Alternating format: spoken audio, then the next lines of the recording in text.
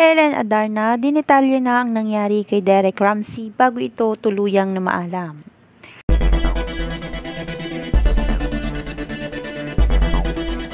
Sa gitna ng kalungkutan at pagdadalamhati emosyonal na humarap sa publiko si Ellen Adarna upang ibahagi ang buong detalye ng mga nangyari kay Derek Ramsey.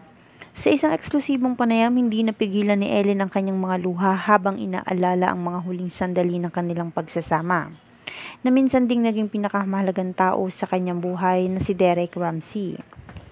Ayon kay Ellen, matagal nang may dinaramdam si Derek ngunit pinipili nitong manahimik at huwag ipaalam sa marami ang kanyang kalagayan. Aniya, si Derek kasi ayaw niyang maging pabigat sa kahit sino. Kahit ako, hindi niya agad sinabi na nahihirapan na pala siya. Lagi niyang sinasabi na okay lang siya, na kaya niya pa niya. Ibinahagi rin ni Ellen na bago na maalam si Derek, nagkaroon pa sila ng pagkakataong mag-usap ng masinsinan. Bagamat matagal na silang hiwalay, nananatili raw ang respeto at malasakit nila sa isa't isa. Sa huling mensahe ni Derek, sinabi raw nitong pinapatawad niya ang lahat ng nakasakit sa kanya at nagpapasalamat siya sa lahat ng naging bahagi ng kanyang buhay. Ang huling sinabi niya sa akin, ani ni Ellen habang umiiyak, ay salamat sa lahat, Ellen. Sana maging masaya ka palagi.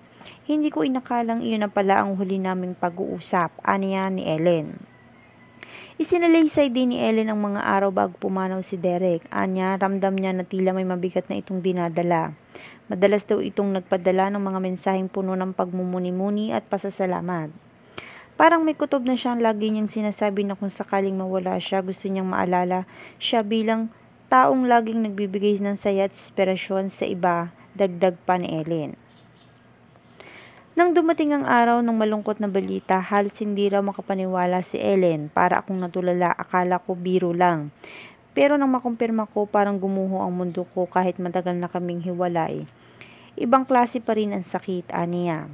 Sa gitna ng kanyang pagdadalamhati, pinili ni Ellen na magbigay ng inspirasyon sa publiko sa pamamagitan ng kanyang mga salita. Hinikayat niya ang lahat na pahalagahan ang oras sa mga taong mahalaga habang naririto pa sa mundo. Ang buhay sobrang ikli. Minsan sa isang iglap mawawala na lang ang taong akala may palagi mong makakasama. Sa huli, inalala na lang ni Ellen ang mga masasayang alaala nila ni Derek na magkasama habang kapiling din nila ang kanilang mga anak. Ang emosyonal na salaysay na ito ni Ellen ay nagbigay sa publiko na huwag husgahan ang isang tao sa panlabas nitong kaanyuan. Bagkus alamin muna kung ano ang totoong nangyari at ang totoong dahilan bago natin husgahan ng isang tao.